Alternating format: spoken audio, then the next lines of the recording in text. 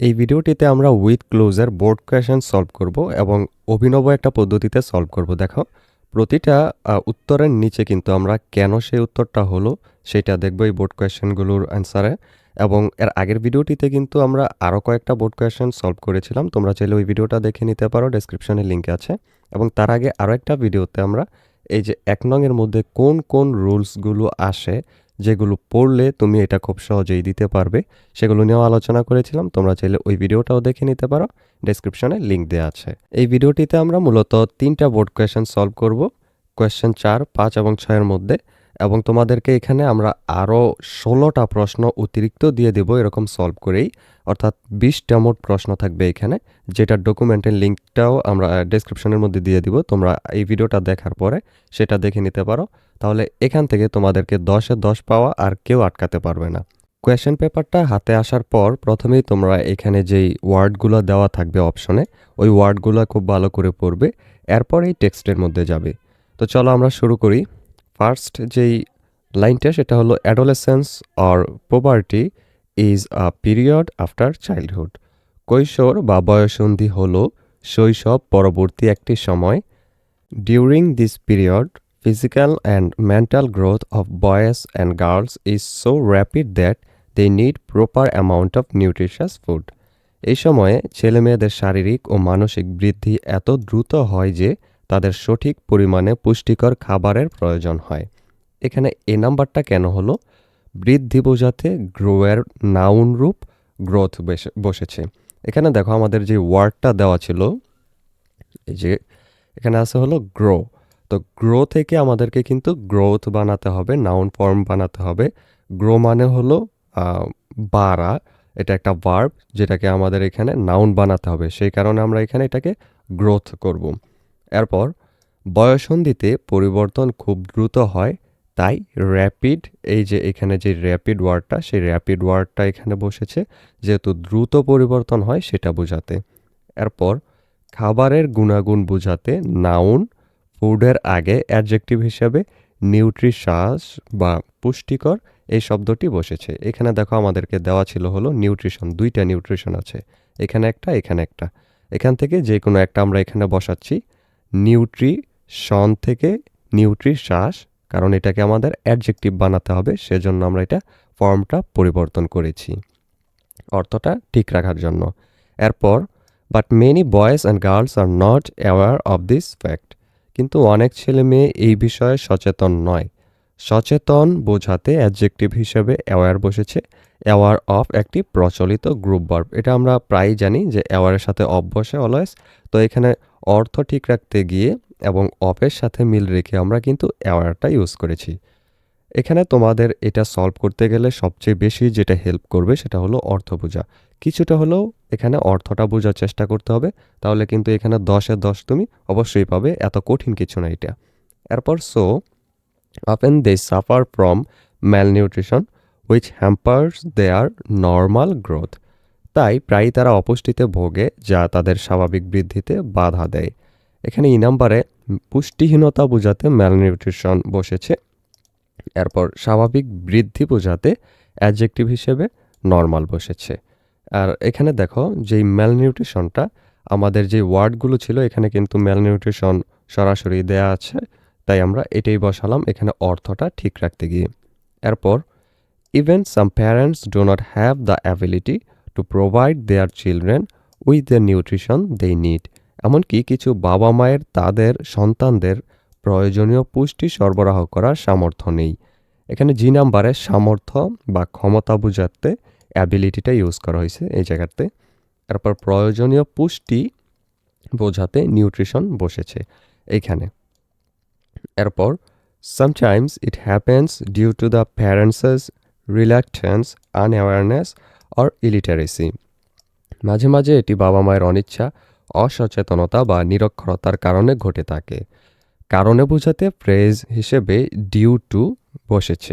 এখানে দেখো টু এর সাথে ডিউ বসেছে, ডিউ এর সাথে অলওয়েজ টু বসে কোনো কিছু কারণে বোঝাতে, তো আমরা ওইখান থেকে কিন্তু এখানে ডিউ দিয়েছি এই পুরো লাইনটার সাথে অর্থের মিল রেখে। এরপর যে নাম্বারে অজ্ঞতা বা মূর্খতা বোঝাতে ইলিটারেট এর নাউন রূপ ইলিটারেসি বসেছে। এখানে আমাদের কিন্তু ফর্মটা চেঞ্জ করতে হয়েছে ইলিটারেট থেকে ইলিটারেসি, কারণ ইলিটারেসি হলো নাউন আর ইলিটারেট যে শব্দটা ওইটা হলো একটা অ্যাডজেক্টিভ। তো এখানে যেহেতু এই সবগুলোই নাউন, সেজন্য এখানেও কিন্তু একটা নাউন বসবে, তাই আমরা এই অ্যাডজেক্টিভটাকে নাউন ফর্মে নিয়ে গেলাম। এরপর কোয়েশ্চেন 5 চট্টগ্রাম বোর্ড এবং সিলেট বোর্ডে, দুই বোর্ডেই আসছিল, একটা ছিল 20-এ এবং আরেকটা ছিল 2024-এ। তো প্রথমে তোমরা এটা খুব ভালো করে পড়ে নিবে। এবার চলো আমরা এটা সলভ করি। Education removes hour ignorance and gives us the light off knowledge. শিক্ষা আমাদের অজ্ঞতা দূর করে এবং আমাদের জ্ঞানের আলো দেয়। এখানে রূপক অর্থে জ্ঞানের আলো বোঝাতে লাইট বসেছে, এই যে লাইট অফ নলেজ, এটা জ্ঞানের আলো বোঝাতে কিন্তু লাইটটা আমরা এখানে ইউজ করেছি। এরপর 2 number, in respect of imparting education there should be no discrimination between man and women. শিক্ষা প্রদানের ক্ষেত্রে নারী ও পুরুষের মধ্যে কোনো বৈষম্য থাকা উচিত নয়। ইন রেসপেক্ট অফ একটি ফ্রেজ যার অর্থ বিষয়ে, বৈষম্য থাকা উচিত না অর্থে নো বসেছে, এটা হলো সি নাম্বারে। আর দুই পক্ষের মধ্যে তুলনা বা পার্থক্য বোঝাতে বিটুইন বসেছে। আমরা কিন্তু এর আগে যে ভিডিওটা বানিয়েছিলাম রুলসের জন্য, ওইখানে কিন্তু দেখেছিলাম যখন আমরা প্রেপোজিশন পড়েছি যে দুই জনের মধ্যে বা দুই পক্ষের মধ্যে বোঝাতে বিটুইন কিন্তু ইউজ হয়। আর এখানে অফ এবং নো এই দুইটা কিন্তু আমরা অর্থের সাথে মিল রেখে বসিয়েছি। এরপর education is one of the basic human rights. শিক্ষা অন্যতম একটি মৌলিক মানবাধিকার। মৌলিক অধিকার বোঝাতে অ্যাডজেক্টিভ হিসাবে কিন্তু আমরা বেসিকটা ইউজ করেছি, কারণ এডুকেশন কিন্তু একটা আমাদের মৌলিক চাহিদা, মৌলিক অধিকার। তো এই লাইনটার সাথে কিন্তু বেসিক মানে মৌলিক এই ওয়ার্ডটা যায়, তাই আমরা বেসিক ইউজ করলাম। এরপর if we deprive women of the right of education almost half of our population will remain in darkness. যদি আমরা নারীকে শিক্ষার আলো বা অধিকার থেকে বঞ্চিত করি, তবে আমাদের জনসংখ্যার প্রায় অর্ধেক অংশ অন্ধকারেই থেকে যাবে। শিক্ষার অধিকার বোঝাতে কিন্তু এখানে আমরা রাইট অফ এডুকেশন ইউজ করেছি। তোমরা কিন্তু এই পুরোটা যদি হালকা একটু অর্থ বোঝার চেষ্টা করো, তখনই তোমরা বুঝতে পারবে যে এই যে এডুকেশন বা শিক্ষা, এটার এখানে শিক্ষার অধিকার কথাটা বোঝানো হচ্ছে নারীদের জন্য। তাই কিন্তু আমরা এখানে এই যে রাইট ওয়ার্ডটা সেটা ইউজ করেছি, যেটার অর্থ হলো অধিকার। রাইট মানে অধিকার। এরপরে প্রায় অর্ধেক বোঝাতে অলমোস্ট বসেছে, যেহেতু নারী হলো আমাদের জনসংখ্যার অর্ধেক, তাই হাফের আগে আমরা অলমোস্ট লাগিয়েছি। অলমোস্টের অর্থ হলো প্রায়। তো প্রায় অর্ধেক এই ওয়ার্ডটা আমরা, এই অর্থটা আমরা মিল রাখতে গিয়ে এখানে অলমোস্ট ব্যবহার করেছি। এরপর উইল রিমেইন ইন ডার্কনেস, এখানে কিন্তু আমরা ভবিষ্যৎ ফলাফল বোঝাতে এই উইলটা ব্যবহার করেছি। আমরা জানি যদি তারা শিক্ষা থেকে বঞ্চিত হয়, তাহলে ভবিষ্যতে গিয়ে কিন্তু কোনো একটা প্রবলেম হবে, এটা আমরা বুঝতেছি। আর ভবিষ্যৎকাল, সাধারণ ভবিষ্যৎকাল বা ফিউচার প্রেজেন্টে যে ইয়াটা আছে, ফিউচার ইনডেফিনিট টেন্স, ওইটার মধ্যে কিন্তু আমরা জানি স্ট্রাকচারে উইল থাকে। তো এখানে আমরা উইলটা ইউজ করেছি। এরপর no development can be brought about without the participation of women. নারীর অংশগ্রহণ ছাড়া কোনো উন্নয়ন ঘটানো সম্ভব নয়। ঘটা বা কোনো কিছু হওয়া অর্থে ফ্রেজ হিসেবে ব্রিং অ্যাবাউট এর প্যাসিভ ব্রট অ্যাবাউট বসেছে। এখানে এই যে ব্রিং অ্যাবাউট বা ব্রট অ্যাবাউট, এটার অর্থ হলো কোনো কিছু ঘটা বা কোনো কিছু হওয়া। তো এইটা কিন্তু অর্থের সাথে মিল রাখতে গিয়ে আমরা এখানে ব্রিংয়ের সাথে বা ব্রটের সাথে অ্যাবাউটটা ইউজ করেছি। এরপর so the government is doing everything to educate the women folk. তাই সরকার নারী সমাজকে শিক্ষিত করার জন্য সব কিছু করছে। টু এর পর ভার্বের বেস ফর্ম বসে। আমরা সবসময় জানি যে টু যেই ওয়ার্ডটা, এটা একটা প্রেপোজিশন। এই প্রেপোজিশনটার পরে অলওয়েজ, সব সময় যদি কোনো ভার্ব আসে সেটা কিন্তু V1-এ হয়।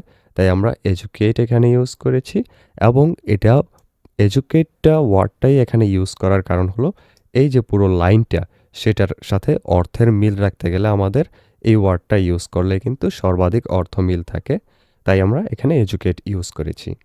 এরপর 6 নম্বর যে কোয়েশ্চেনটা, সেটা হলো Sylhet board 2024। Leisure is the moment when a person is free from his work as well as his worries and tensions. অবসর হলো সেই মুহূর্ত যখন একজন ব্যক্তি তার কাজ এবং উদ্বেগ ও দুশ্চিন্তা থেকে মুক্ত থাকেন। মুক্ত থাকা অর্থে গ্রুপ ভার্ব হিসেবে এখানে ফ্রি ফ্রম ব্যবহৃত হয়। এরপর এই যে দেখো, এই যে ফ্রি ফ্রমটা, এটা হলো কোনো কিছু থেকে মুক্ত থাকা অর্থে। তুমি যদি পুরো লাইনটার একটু অর্থ করার চেষ্টা করো, তখন তুমি বুঝতে পারবে যে একটা জিনিস থেকে মুক্ত থাকা বোঝাচ্ছে। তো আমরা জানি ফ্রি ফ্রম মানে হলো মুক্ত থাকা কোনো কিছু থেকে, তাই আমরা অর্থের সাথে মিল রেখে ফ্রি ফ্রম ইউজ করেছি এখানে। এরপর it is the free time when we can enjoy our selves in doing something. এটি সেই অবসর সময় যখন আমরা কোনো কিছু করার মাধ্যমে নিজেদের আনন্দ দিতে পারি।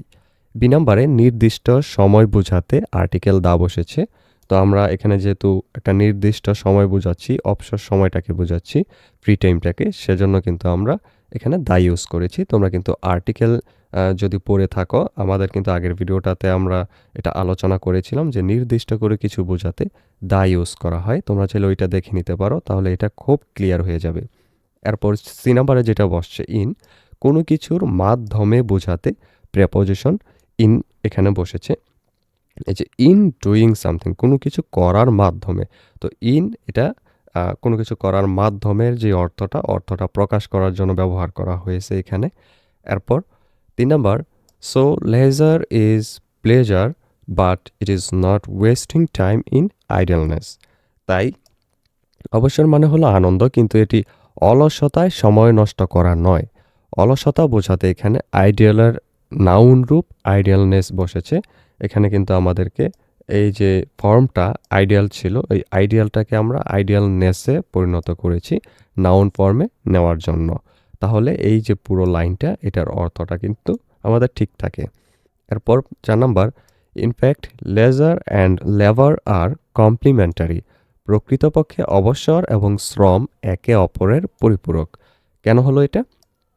একে অন্যের পরিপূরক বোঝাতে কমপ্লিমেন্টের অ্যাডজেক্টিভ রূপ কমপ্লিমেন্টারি ব্যবহৃত হয়েছে।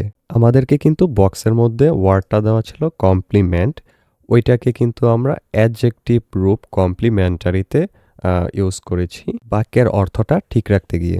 এরপর in leisure we have freedom of doing what gives us pleasure and refreshes our mind. অবসরে আমাদের সেই কাজ করার স্বাধীনতা থাকে যা আমাদের আনন্দ দেয় এবং মনকে সতেজ করে। কাজ করার স্বাধীনতা এর অর্থে প্রেপোজিশন অফ বসেছে। আমরা জানি অফের অর্থ এর হয়, তো এখানে ফ্রিডম অফ মানে স্বাধীনতার, এরকম একটা অর্থ করার জন্য ফ্রিডমের সাথে অফ বসেছে। এরপর our life is full of duties. আমাদের জীবন কর্তব্যে পরিপূর্ণ। পরিপূর্ণ বোঝাতে ফুল অফ একটি নির্দিষ্ট ফ্রেজ। এটা কিন্তু একটা ফ্রেজ, ফুলের সাথে অফ ব্যবহৃত হয় যখন আমরা কোনো কিছু পরিপূর্ণ বোঝাই। এরপর in spite of being very busy in the present age we can not deny the need of leisure in life. বর্তমান যুগে খুব ব্যস্ত থাকা সত্ত্বেও আমরা জীবনে অবসরের প্রয়োজনীয়তা অস্বীকার করতে পারি না। বাক্যের বিষয়বস্তু যেহেতু অবসর নিয়ে, তাই এখানে লেজার বসেছে। পুরো লাইনটার অর্থটা ঠিক রাখতে গিয়ে আমাদের এখানে লেজার বসেছে। এরপর a little leisure refreshes our mind and we can start working again with renewed energy. অল্প অবসর আমাদের মনকে সতেজ করে এবং আমরা পুনরায় নতুন উদ্দীপনার সাথে কাজ শুরু করতে পারি। নতুন উদ্দীপনার সাথে বোঝাতে প্রেপোজিশন উইথ বসেছে। উইথ মানে আমরা জানি সাথে, তো এই কারণে এখানে উইথ রিনিউড এনার্জি ইউজ করেছি আমরা, যে পুনরায় একটা নতুন উদ্দীপনা, নতুন শক্তি নিয়ে, এনার্জি নিয়ে কিন্তু আমরা কাজটা আবার শুরু করতে পারি। এরপর leisure makes us fit for doing more difficult work. অবসর আমাদের আরও কঠিন কাজ করার জন্য উপযুক্ত করে তোলে। উপযুক্ত অর্থে গ্রুপ ভার্ব হিসেবে অলওয়েজ কিন্তু ফিট ফর বসে, তাই আমরা ফিটের সাথে ফরটা ইউজ করেছি। আজকে আমরা তোমাদেরকে 3টা সলভ করে দেখালাম, পরে বুঝিয়ে দিলাম। এছাড়াও আমরা কিন্তু আরও অনেকগুলো, যেমন 7 থেকে 20 পর্যন্ত আরও প্রায় 14টা কিন্তু এক্সট্রা এখানে করে রেখেছি। দেখো, বরিশাল বোর্ড, এরপর আরও আছে হলো এখানে দিনাজপুর বোর্ড, এরপর আরও অনেকগুলো ময়মনসিংহ বোর্ড, এরকমভাবে 20টা কিন্তু আমরা তোমাদেরকে সলভ করে দিয়েছি। তোমরা ওইটা দেখে নিতে পারো, নিজে, নিজে পড়ে নিতে পারো। আমরা ডেসক্রিপশনে কিন্তু এই ডকুমেন্টটার লিঙ্কটা দিয়ে দিয়েছি। ওইখানে ক্লিক করে তোমরা এই পুরোটা পড়ে নিও এবং এটা যদি তোমরা খালি একবার পড়ে নিতে পারো, তাহলে এখান থেকে 10 এ 10 পাওয়া কেউ আটকাতে পারবে না ইনশাআল্লাহ। তো আজকের এই ভিডিওটা এই পর্যন্তই। পরবর্তী ভিডিওতে আমরা তোমাদের 2 নং এ যেই টেবিলটা আসে, ওই টেবিলটা নিয়ে আলোচনা করব। সেই ভিডিওটা পেতে হলে অবশ্যই চ্যানেলটিকে সাবস্ক্রাইব করে রেখো।